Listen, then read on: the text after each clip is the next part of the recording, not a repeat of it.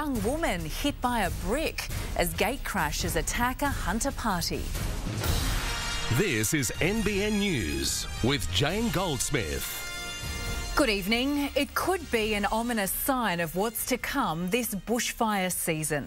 Firefighters spent the afternoon battling a blaze at Ingleburn in Sydney.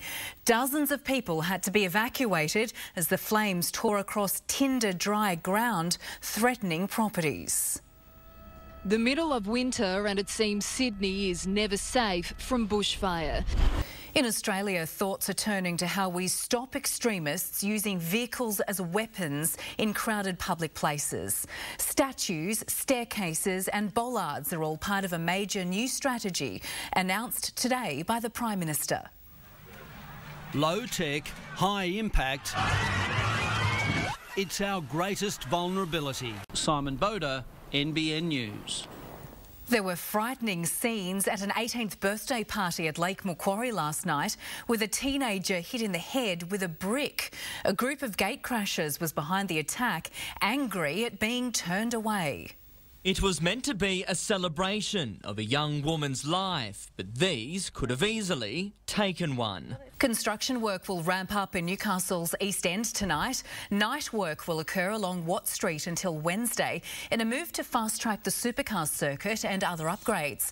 Around town, drivers went down a gear today with road closures around Fort Scratchley causing traffic snarls. You also couldn't escape it in the West End with Stewart Avenue closed as part of Newcastle's light rail project. Later tonight, fresh injury woes for the Newcastle Knights. Also ahead, vision surfaces of a frightening road rage incident at Sandgate.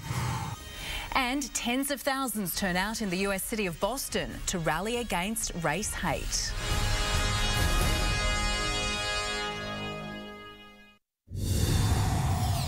Three men have been charged with committing a terrorist act over an alleged Islamic State-inspired arson spree on a Victorian mosque.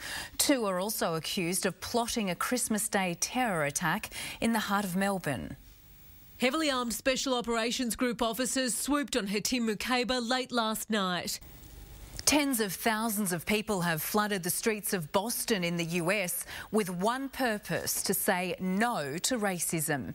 In a massive procession across several blocks, they took on a right-wing event 1 week after a woman was killed at a white supremacist rally in Virginia.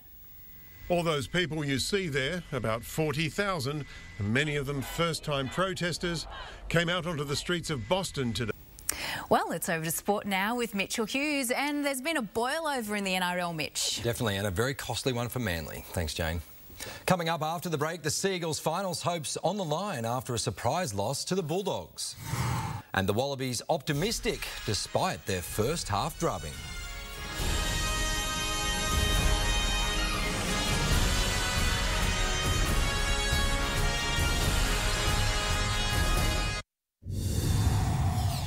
The Bulldogs have finally shown what they can do, and it's thrown the NRL finals race wide open.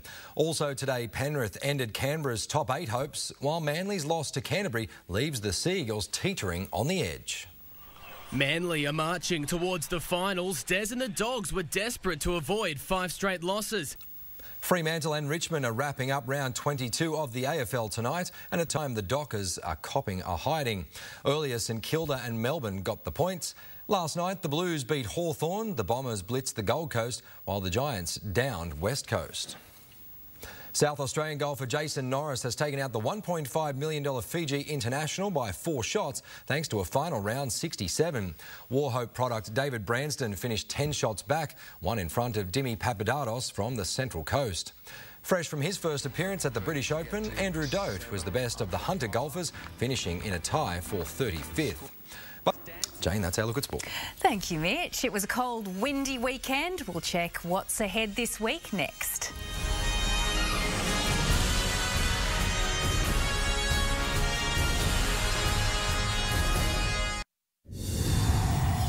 Weather time now. Widespread frost and record-breaking cold has impacted much of the nation's east. The Gold Coast had its coldest morning of any month in 3 years, dipping to 6 degrees this morning. Closer to home, Scone fell to -3 this morning, and as tonight's weather shot shows, it was a frosty start on the northern tablelands, -6 at Armidale and Glen Innes, a chilly -7 at Tenterfield. Up to the satellite, onshore winds around a high are driving showers over eastern New South Wales and Tasmania, falling as snow over the Tassie Highlands. Highs are keeping elsewhere mostly dry. Tomorrow, a trough crossing New South Wales and Victoria will bring showers and areas of rain.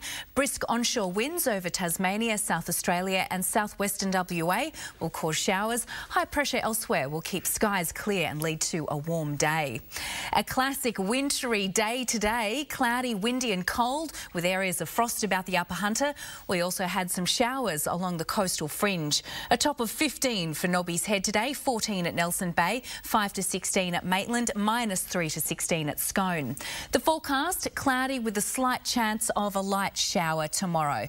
Newcastle and Wallsend heading for 19, the same at Toronto, 2 to 18 at Muswellbrook, 1 to 18 for Murrurundi. Big swell again tomorrow at 4 metres with 1.5 metre seas, winds becoming northwesterly up to 20 knots.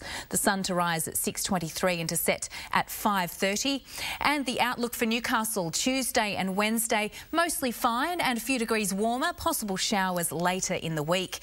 In Scone, warm and sunny on Tuesday and Wednesday, reaching 20 degrees on Wednesday. And Gosford, cloudy tomorrow, sunny on Tuesday, with showers also rolling in from Thursday through until the weekend. And for the latest news and a recap of some local stories, follow us on Facebook and Twitter. And that's our bulletin for this Sunday. The Today Show will have the latest news tomorrow morning. Thanks for your company, and from all the team here, good night. Good night.